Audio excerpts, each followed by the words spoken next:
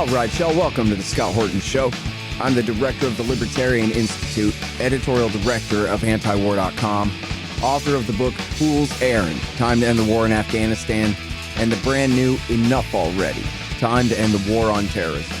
And I've recorded more than 5,500 interviews since 2003, almost all on foreign policy, and all available for you at scotthorton.org. You can sign up for the podcast feed there, and the full interview archive is also available at youtube.com/Scott Horton Show. All right, you guys, on the line, I've got Richard Booth. He is our Glenn Wilburn Fellow at the Libertarian Institute and the keeper of our Oklahoma City bombing archive at libertarianinstitute.org/OKC. And also Ken Silva, investigative reporter from headlineusa.com. He also writes for us at the Institute from time to time as well. Welcome, both of you, to the show. How are you doing? I'm good. Thanks for having me, Scott. Doing really well. Thanks for having me, too. Okay, good. Happy to have you here. Big news. I mean, first thing that happened, I think, if I remember right, was I got an email from Jesse Trentadue today full of a bunch of PDF files. Windows tells me I already had 2 of them, but otherwise I got a grip of other stuff. And then right after that, somebody addressed a tweet to me on the lines of, hey, heads up, check it out here. Breaking news at Headline USA by Ken Silva. Attorney, that is Jesse Trentadue, sues FBI for records about CIA asset who funded OKC bombing. What a headline. So, as people who are interested in this subject and longtime listeners of the show know, we're all very sad and frustrated that I can't talk to Jesse because he's in the middle of this kind of court process where he's working on various aspects of trying to get some records released and some other things.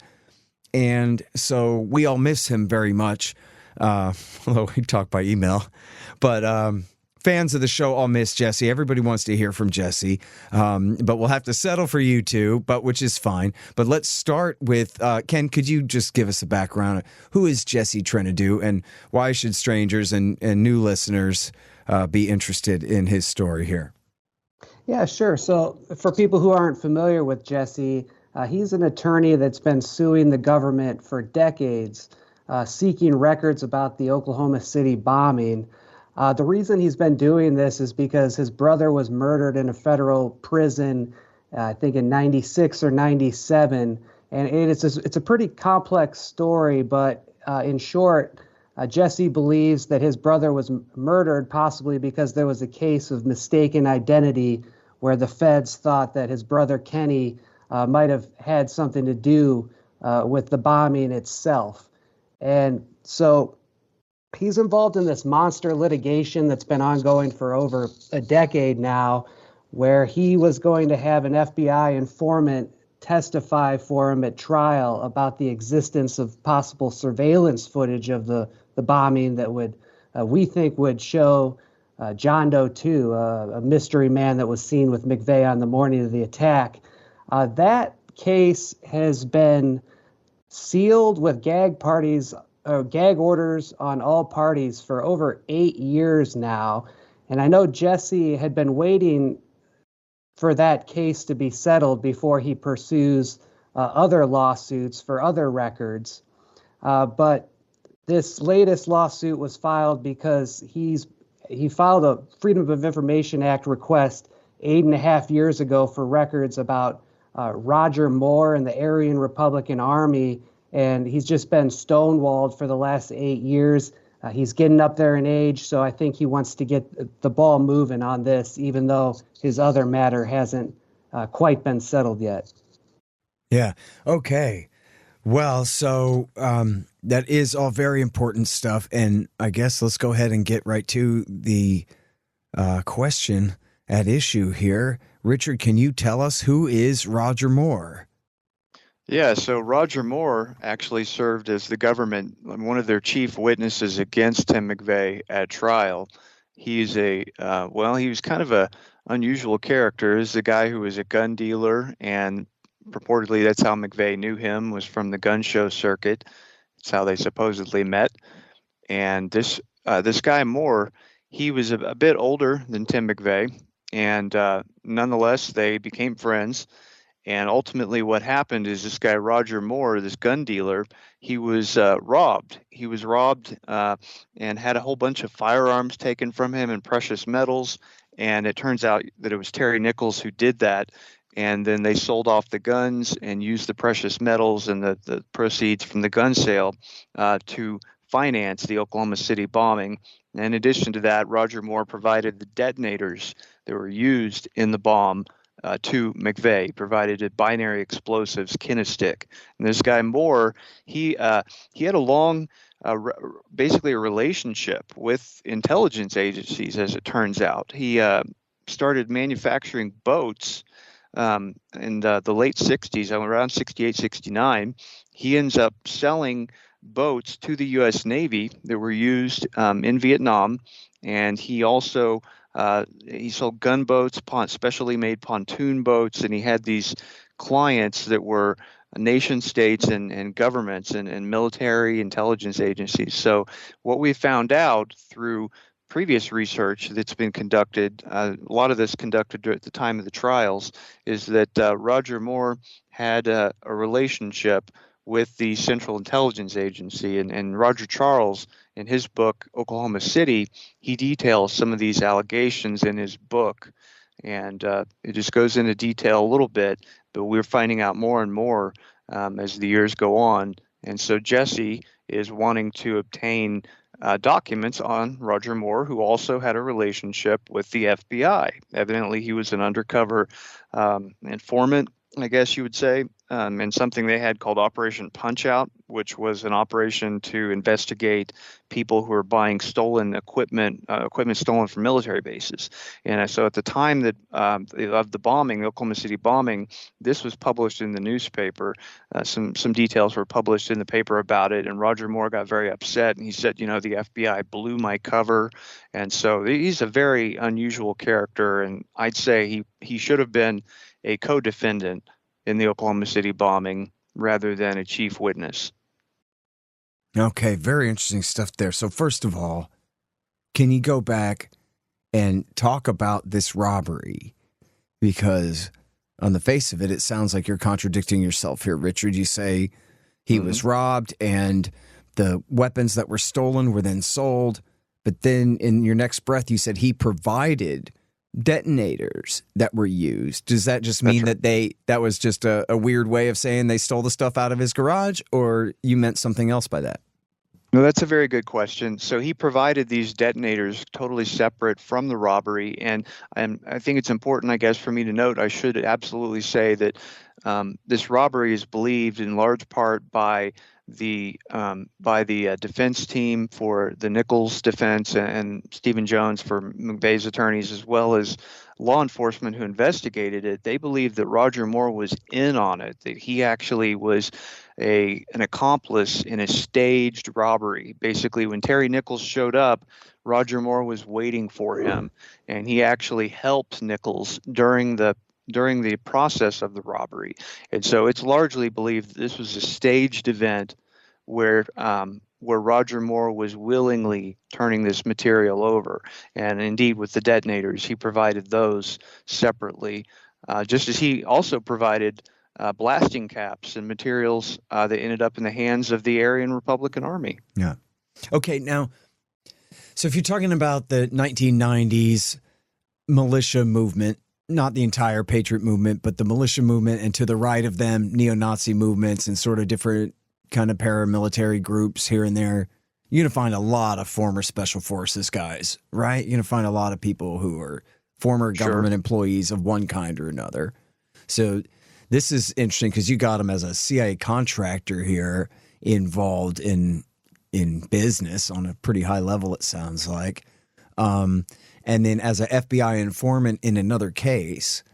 Now, I know that, well, we're going to talk about these bank robbers in a minute and how tied to FBI agents they were and what informants they may or may not have been and all of that. But I wonder if you have anything, either of you, that would serve as more of a direct tie or real suspicion about Moore's ties to the FBI, especially, but I guess the CIA too, in this case, and that if anything about his communication with them or working with them while conspiring with McVeigh and Nichols on this hoax robbery and the rest of this stuff. Well, of course, that's what we're after in terms of documents or, looking for material from the FBI. That's, part of the suspicion is we think if Roger Moore had a long relationship with the CIA and he also served as an informant for the FBI during Operation Punch-Out, we wonder, what was his position in terms of these organizations in 1995 when the bombing was being planned and then carried out. Mm-hmm. And so certainly that's what we're after. That's what we're interested in. And I know Jesse said that, for example, in his FOIA request regarding Roger Moore, the FBI notified him that they'd located about 32,000 pages of documents regarding Roger Moore and Operation Punch-Out. And so that's just, to me, a ridiculously high number. I thought there must be a mistake here, but, who knows what's in those files. Interesting. Okay. So certainly it's, especially when you take into account the very odd, seemingly staged robbery there, certainly that should be grounds, for the court to find that they should move further on this if Jesse's allowed to introduce any of that into his argument. I didn't get a chance to actually read the documents myself today. And I'm sorry, did I give you a chance, Richard, to address the detonators then and what you meant by him handing over the detonator? I forgot how you said exactly, but providing the detonators. Yeah. So he basically, Roger Moore gave to Tim McVeigh binary explosives, Kinastick or Kinapack. He provided those to McVeigh, and he even is quoted saying, "I know he'll put them to good use." And so he provided these detonators to Tim McVeigh, and I believe that he knew what they were going to be used for. Mm-hmm. But we don't have the hard evidence. The government would have us believe then that then McVeigh just betrayed the guy after that and sent Nichols to rob him. That's correct. Yeah. Rather than acknowledging how fishy that all looks. And then they continue to talk to one another even after the robbery, and so it certainly looks weird. Yeah, and refresh my memory, either of you who knows best recently. I think trying to remember if it was the Boltzmann Booty interview or if it was something that you had told me, Richard, in the past. I don't know, man. It's been too long. I've read all this different stuff. But about the odd circumstances of the robbery, and I guess the part that's sticking out in my mind was, wasn't it the case that the local sheriff's department, when they came out, said this whole thing is a put on, and that was their whole initial take on it. Is that right, Ken? Or whoever wants to take that? That's absolutely right. The investigating officer, I don't recall his name offhand, but we have documents on this where it's talked about.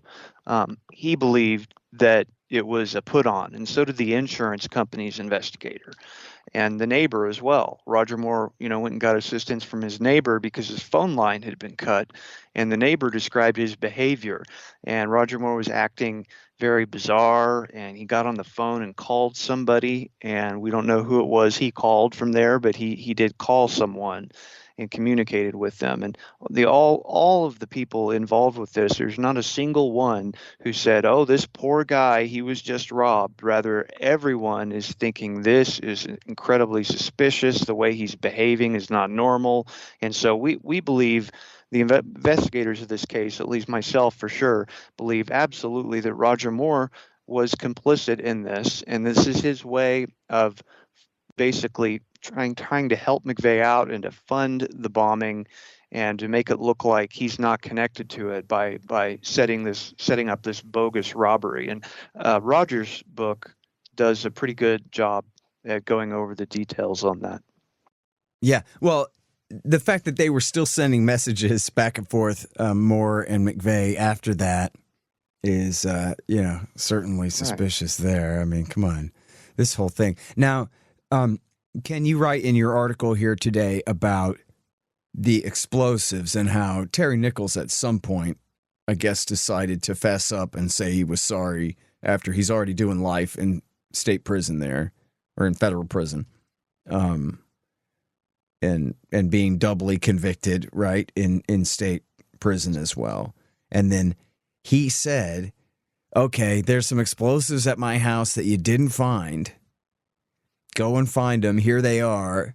And you'll find Moore's fingerprints on them. And then, so did they find Moore's fingerprints on those explosives? So I guess they did find them, right? Well, they found the explosives, and they did find traces of fingerprints on the box in which they were contained. But apparently they just took them to the FBI crime lab and let them sit there for another 3 years before they tested them. And at that point, the prints allegedly were unreadable. And I think this whole story, though, goes to lend credibility towards what Terry Nichols claims about Roger Moore. I mean, I've heard there's been like FBI agents like Danny Colson who have dismissed Terry Nichols' allegations that he's made from prison, saying, oh, he lies about everything. He's made all this stuff up. Well, he wasn't lying about the box of explosives that was found under his home, more than 10 years after the bombing. So I think that's a point in Terry's favor in terms of credibility. Yeah, that's absolutely right there, Ken. Everything he said would be there, was there. He gave them an inventory, and it was all there, just as he described. Oh, and then they just, for some reason, didn't get around to looking for the fingerprints, which is what, 1910s technology or something? For 3 it's years. ridiculous that they waited so long. They go and they do this raid, they recover all this material, and they just wait. It was several years before they issued their FBI lab report. Now, Roger Charles had something interesting on this. When he went on your show, Scott, I want to say it was 2012. Remind the audience who's Roger Charles, Richard. Yeah, Roger Charles was a lieutenant colonel in the U.S. Marine Corps, and he served honorably. He was in Vietnam. When he got out of the service, he basically began another career in journalism, and he was an associate producer for 60 Minutes and for ABC News 2020. And basically, he wrote a book in 2012 called Oklahoma City: What the Investigation Missed and Why It Still Matters. And he is just, he was a fantastic primary documents expert because he worked on the McVeigh defense team as an investigator and had access to all of their documents and became very familiar with the material. And so in his book, he does go into so many of the things we've talked about. Now, when he was on your program, I want to say in 2012, and Roger had he had been talking to John Solomon from now at justthenews.com. And he and Solomon were talking about this recovery of material from Nichols' former home.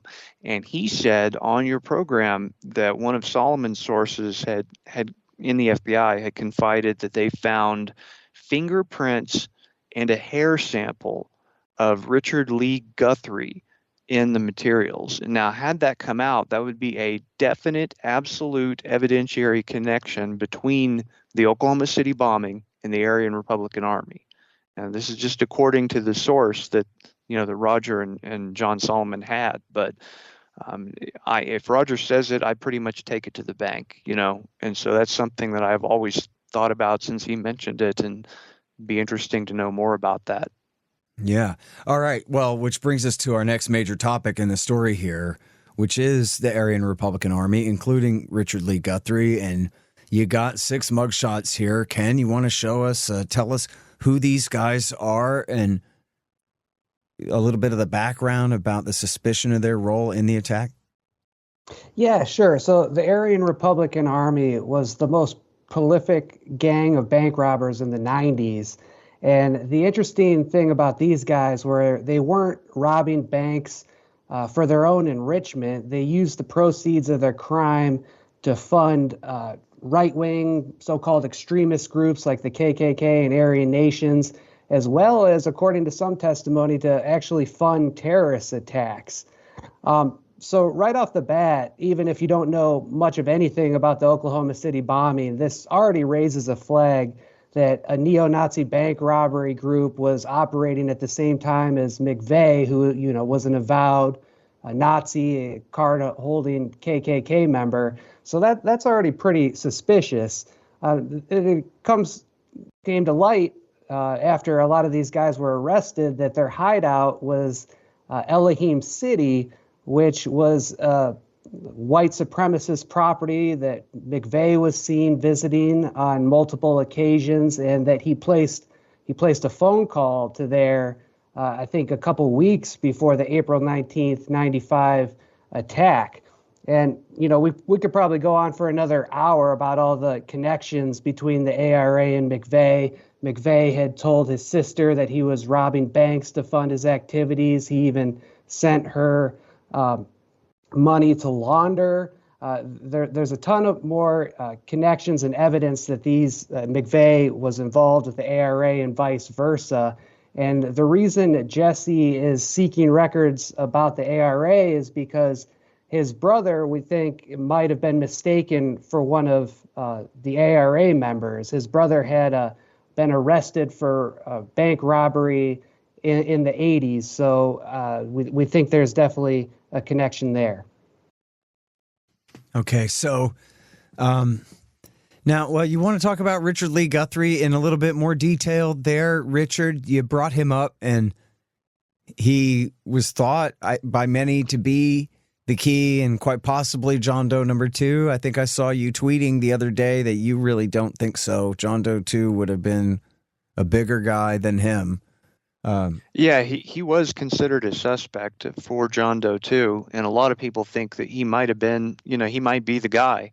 And yeah, I did take the position that I just don't think he was John Doe 2 based on a number of factors, mostly the eyewitnesses. But that doesn't, of course, then rule out any kind of involvement between Guthrie and McVeigh or the bombing. I just I think that John Doe 2 is a different person.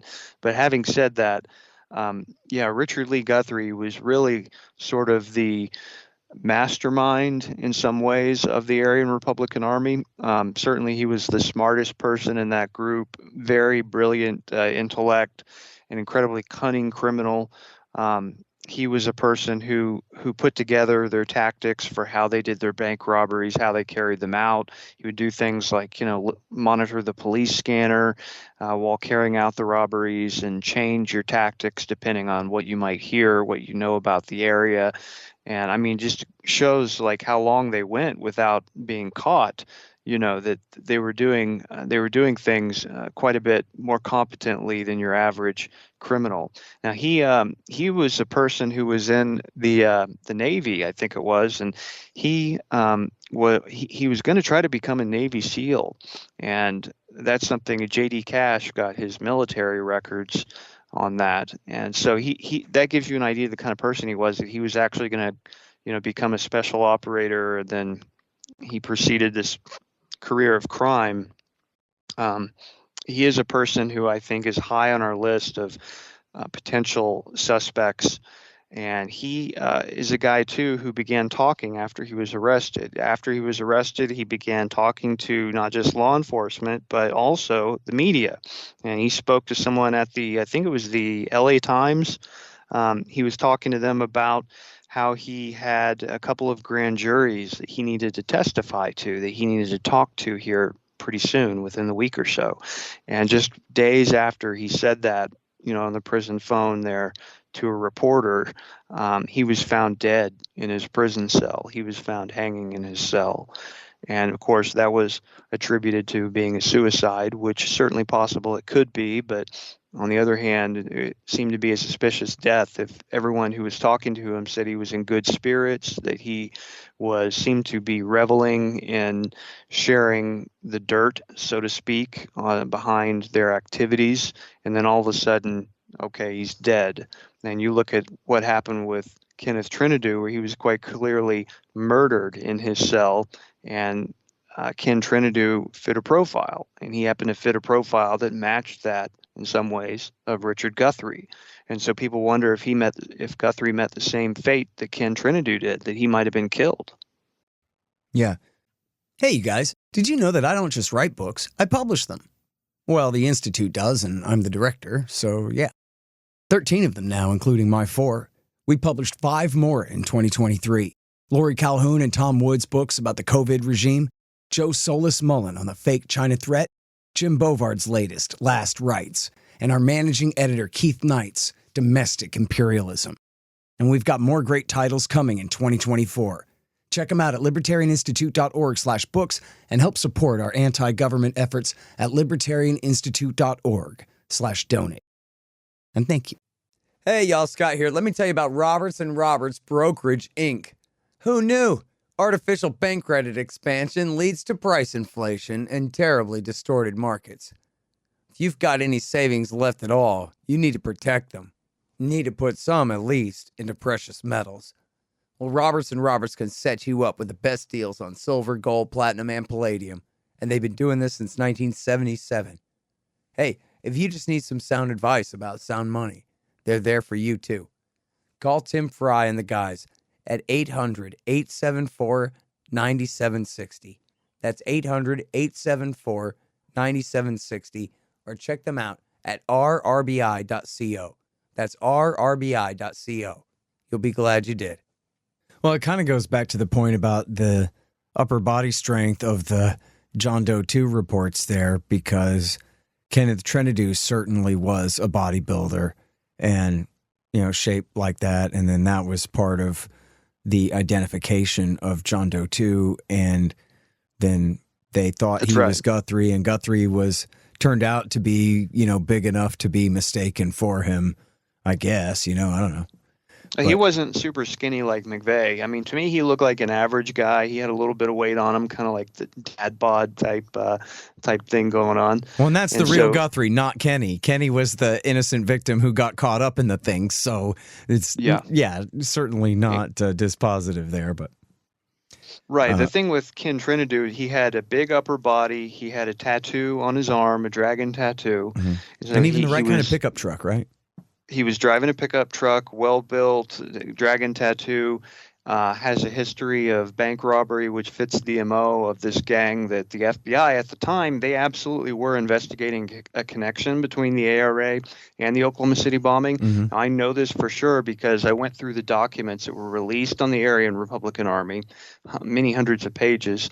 And within there, you find a document from the OK Bomb Task Force where they've plotted out a map of the ARA's robberies, and they have put on that map also Terry Nichols and Tim McVeigh's hotel stays, and they were looking to see if there were correlations between that. So we know they were at least far enough in connecting it that they were producing material to analyze. Mm-hmm. Well, speaking of which, here's another Oklahoma City bombing book on my shelf I've never read, which you referred to, Ken, in your article, which is In Bad Company by Mark Ham, who... I guess he just followed the paper trail and seemed to connect. I'm no statistician. I don't know if he is, but he seemed to connect Timothy McVeigh pretty closely with the bank robbery ring and the bank robberies themselves, correct?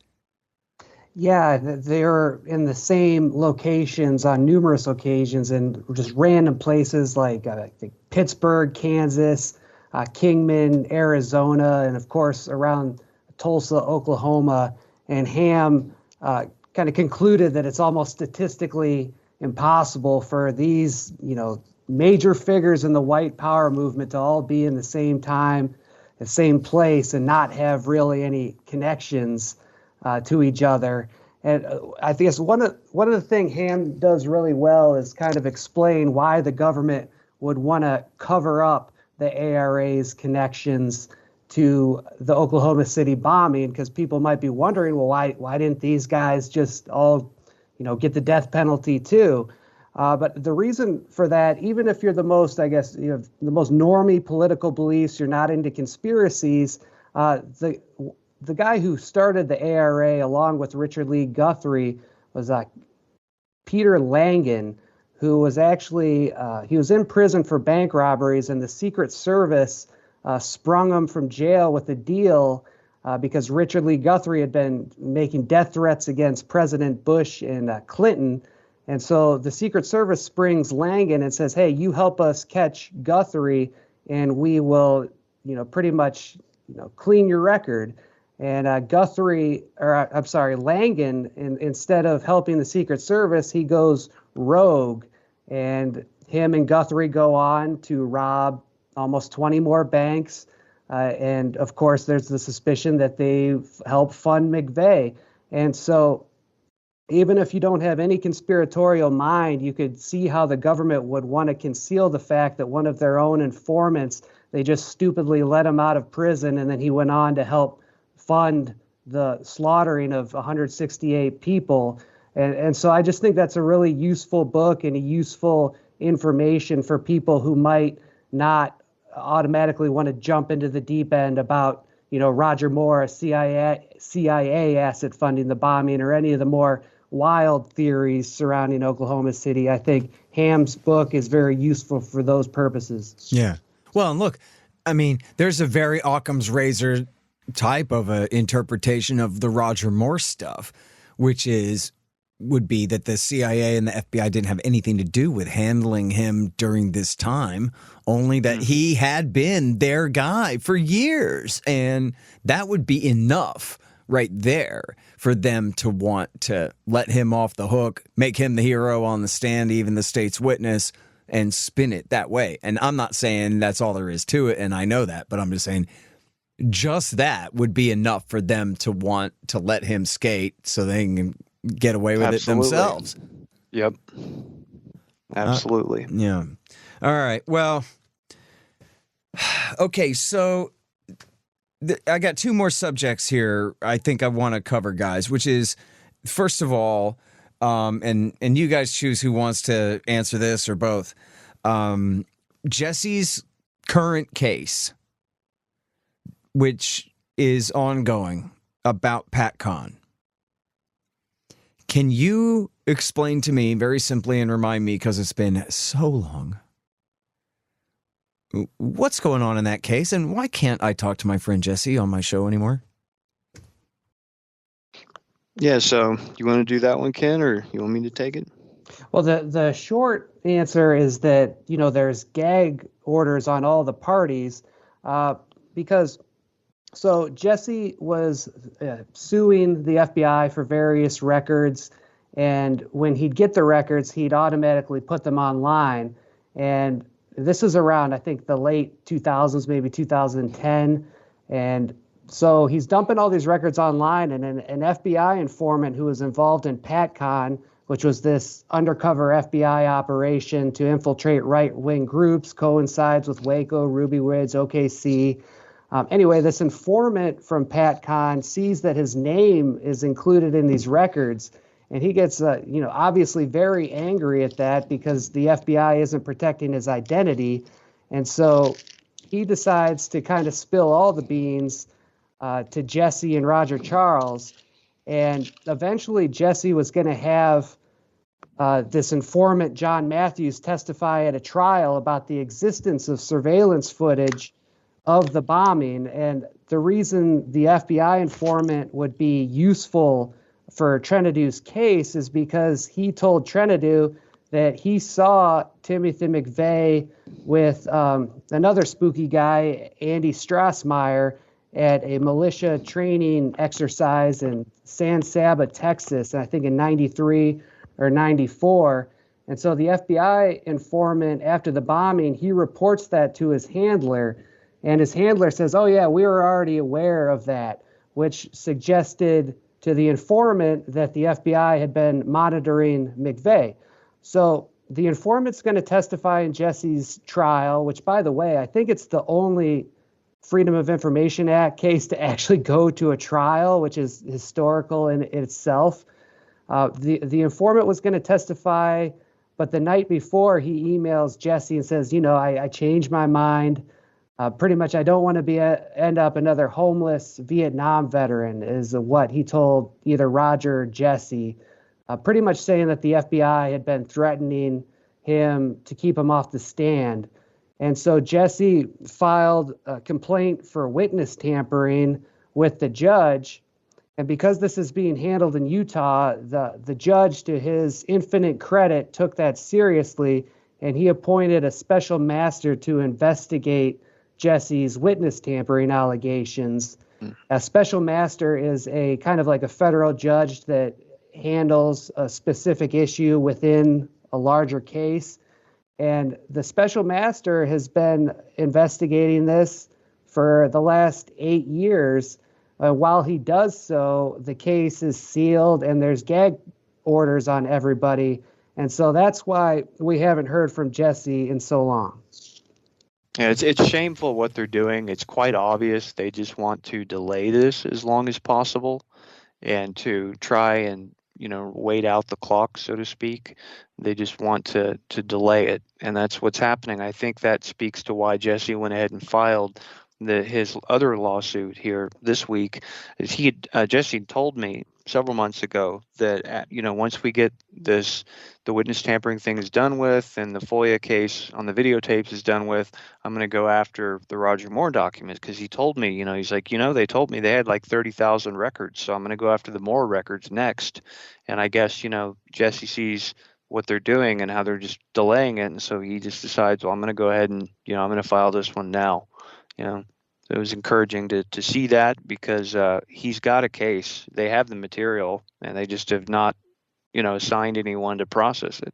And can I just add off of Richard's point with this special master's report and the delay?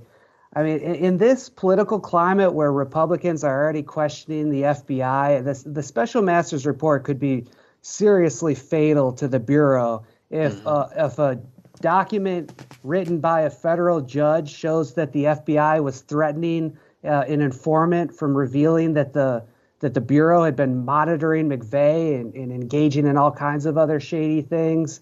I mean, this blows the lid off of the biggest domestic terrorism case in history. It really could end the Bureau. So even if they're not waiting for Jesse to, pass away, they could just be waiting for maybe the current political climate to pass before this report gets released.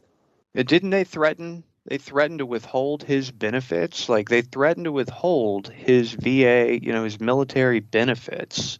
I mean, if that's correct, it shows just the depravity and the level of malfeasance and corruption that someone with the FBI would threaten somebody who served his country honorably, and threatening to withhold his benefits, for telling the truth. It's just ridiculous. Yeah, it's disgusting. Okay, now, Richard, refresh my memory. Was Jesse's suit about the cameras, that was the first suit. And is that still in process? Yeah, that's the one that has the witness tampering allegations in it. I see. That's the one that Matthews was going to testify. So it started as, I know you got camera info and I want more of it. And then the Patcon revelations grew out of that case. But that means then the entire case, including the cameras and everything, all of that is on hold while the special master pretends to look into this thing for almost a decade now. Is that correct? That's just about right, yeah. Yeah. Okay. Well, then I'll ask you a different question about the cameras. Richard, tell me everything you know about the cameras. Oh, man, Please. On those surveillance tapes, I do know they absolutely had them. As you know, on October 28th of 1995, the Associated Press ran a story, and this appeared in almost every paper in the country. As the AP is a wire service, and their stories appear in all, pretty much all papers. And this newspaper report, October 28th, 95, said that surveillance tape shows shadowy passenger in bomb truck. And it had a law enforcement source who was quoted, who said that, we have a surveillance video and it shows that there is a passenger in the Ryder truck. And in addition to that, we also know that the FBI, from a FOIA lawsuit by journalist David Hoffman from 1999, we know the FBI has admitted that they had at least, I think it was 22, maybe 23 recordings from the area, the general area that would be applicable. Now, of those 22, 23 recordings, we do know that at least 3 of them they do depict the bombing perpetrators and or the vehicle, the Ryder truck, because we have an FBI document, which is from a special agent named Pamela Matson, who reviewed these tapes, and she denoted which ones were positive in terms of evidentiary value. And we know there are at least 3. And so the camera as well that was positioned at the Regency Towers apartment complex, which is just like down the street from the Murrah building, it had a perfect bird's eye view of the face of the building where the Ryder truck would have been parked. And so the video from that camera would have shown the truck pulling up and would have shown what the witnesses there downtown described, which was Tim McVeigh and John Doe 2 getting out of the truck and fleeing from the truck. And that is, in fact, the key one that we want to see. Now, in addition to all that, we know that an FBI agent who went into the OK bomb file and pulled the surveillance tape. He actually tried to sell surveillance footage of the bombing to Dateline NBC. And we know this because the FBI had an informant in ABC. And that informant contacted them basically as soon as they heard about it. I have these FBI documents, and it's from the fall of '95, around the same time that news report came out. It just dated just a couple days after that report. So I think it was October 30th, saying that, hey, we've got this FBI agent who is trying to sell us surveillance footage of the bombing. And we know through those documents and through a story that was published in Media Bypass magazine that the surveillance tapes were screened at an Orange County sheriff's home in California with people from Dayline, with representatives, and supposedly it was a compilation tape that showed multiple sources, so sourced from probably those three that were mentioned as being positive. It would have shown those, and it included and went up all the way up to showing the detonation of the bomb. And following that, the FBI did an Office of Professional Responsibility, which is like their internal affairs investigation, to identify what agent it was who tried to do this. Certainly he was disciplined and probably terminated. And I think what they probably also did was identified all of the people in the FBI who might have made copies of this footage, and they probably made an example out of this guy. But at this time, researchers don't know the name of the FBI agent in question who tried to sell those tapes. Certainly that would be of interest to all of us talking to that person. And we know there are probably FBI agents out there who were on OK Bomb who did see that footage and perhaps might even have a copy of it. So we know for sure that these tapes exist based on the multiple news reports, the multiple FBI documents that document them, even a Secret Service timeline that was so specific. Within this Secret Service timeline, it said that, you can see the bomb detonated, 2 minutes and X second, down to the minutes and seconds after the suspects exited the truck.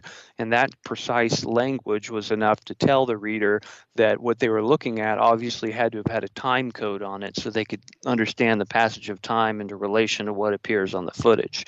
And so we just have overwhelming evidence that these tapes exist. And so when the FBI comes out and they provide Jesse with these redacted tapes that include everything except, the moments before, during, and just right after the blast, we know the material has been sanitized, or they're not providing a full accounting of what their own documents say they have. Mm-hmm. And now, how was the lawsuit going before it went off on the Patcon tangent, as far as, like, you refer to all these documents here?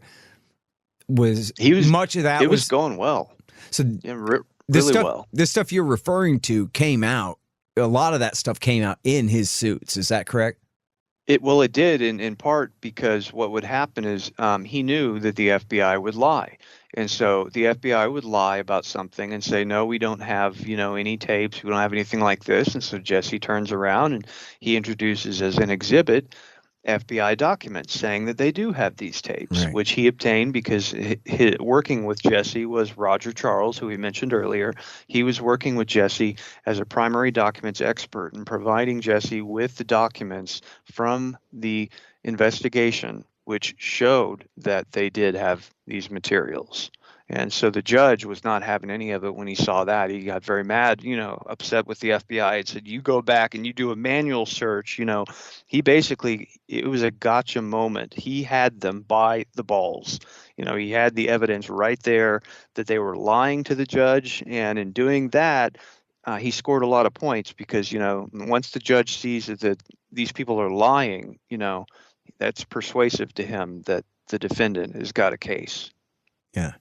All right. Now, we know a lot more about this story and what went on. Our discussion here is, a bit bound by the parameters of Jesse and his suits and what we know from that. But I have to encourage everyone to go and do a deep dive on the archive. Do your own research. We have, first of all the best articles about it, synthesizing the information, but also we've got all the documents that you could shake a stick at, all of them that exist anywhere, on what really happened in the Oklahoma City bombing. And it might sound like a controversial topic, but the information at libertarianinstitute.org/OKC is not trash. It's the very best stuff, and you can tell by the quality of the guys that we're talking to right now that there is a lot to this story, and this is where everybody can look into it deeply. But I think, the bottom line here is it ain't just Langan. They had a whole bunch of informants, and they even had, every reason to believe that there was going to be a bombing that day that seemed to go off right under their nose, would be probably the most charitable way to put it. And so, sure hope that the court will get their acting gear. You mentioned them waiting out Jesse Trentadue, but what about that judge that he won over years ago? Is it still the same judge, or did they succeed in waiting him out to retirement and now we got some goon in there, or what's going on? It's still Judge Waddups, in Salt Lake City. And I don't know, of course, the particulars, is it, all the gag orders and everything. But my understanding is what we're waiting for is this special master to make a ruling on the witness tampering part. But it's the same judge, and he, has been there, and he has seen that the FBI was arguing in bad faith. And Jesse, if you can read his court filings, and they're just damning. You have used that as primary source material to go and look at the details, and he just lays it all out. And like you mentioned, people can go to libertarianinstitute.org/OKC. You can find all of Jesse's court filings. We have a section on there for that. And he's provided me with his exhibits and documents because he does want people and other researchers to look at this, and wants other people to look at it. And that aligns with my interest. I want people to look at it. And it's all right out there. And if a person just takes the time to look at it, they'll see that the story doesn't add up and that the things that we're saying have a basis in fact. Yeah. I will. Go ahead. I was just going to add that the good thing about there being a special master is that once that judge releases his report, if either the FBI or Jesse Trentadue have an issue with the report, they appeal back to Judge Waddups. It doesn't go up to the 10th Circuit where the more, I would argue, corrupt appeals justices will just automatically rule against Jesse. I think you'll recall, Scott, that you had Jesse on your show, I think 2010, where he had successfully sued the CIA for records about the bombing, but then the 10th Circuit just slapped it down. So that we don't have much of a risk for that to happen here, because even if the special master's report is crap, or even if the FBI tries to somehow appeal the findings, Judge Waddups has the final say. Mm-hmm. But is there any time limit on that? Is anyone telling him to hurry the hell up? Or I have no idea. I wish I knew more. Yeah, I feel the same way, I mean, did you say earlier, Ken, that it has been 8 years since the Patcon revelations and the special master's appointment? Yeah, and this July will mark 10 years since the trial happened, since John Matthews was supposed to testify. That was July 2014. Wow. Mm-hmm. Something else. Yeah, it's going to be, it's 29 years this year since the bombing. It's amazing. Wendy Painting summarizes this very well in her book. Is when her book was published in 2016, I think it was right after the special master had been appointed to investigate this, and so she had to go in and rush to get that material in the book so it would be there and fresh when the book came out. So I encourage people to read that book, Aberration in the Heartland of the Real, and it does basically bring you up to 2016 and where things stood at that time, and where they stand now. Yep. Well, and look, like I said, I got to email some of those documents there. were from my stash. Jesse's been sending me these documents for years as well, and I had always wanted to get around to organizing them and naming them properly and putting them on my website somewhere or something. But then I got an institute, and then Richard Booth showed up with his own massive grip of documents and articles and archives and everything, and is really the expert's expert here. And he did the work of properly naming every file and categorizing it just right and everything. And it's a dream. I mean it. Go look at libertarianinstitute.org/OKC. It's more than I could have ever hoped to have. And as the director of the Institute, I'm so proud to host that. And it can be, it's there to be the basis for research and journalism by not just these two and Wendy Painting and whoever else, but, well, she's already got all the stuff, but for anyone to go dive in there and figure out what they can figure out and to do their own research based on firsthand government documents and the rest. So that, again, is at libertarianinstitute.org/OKC.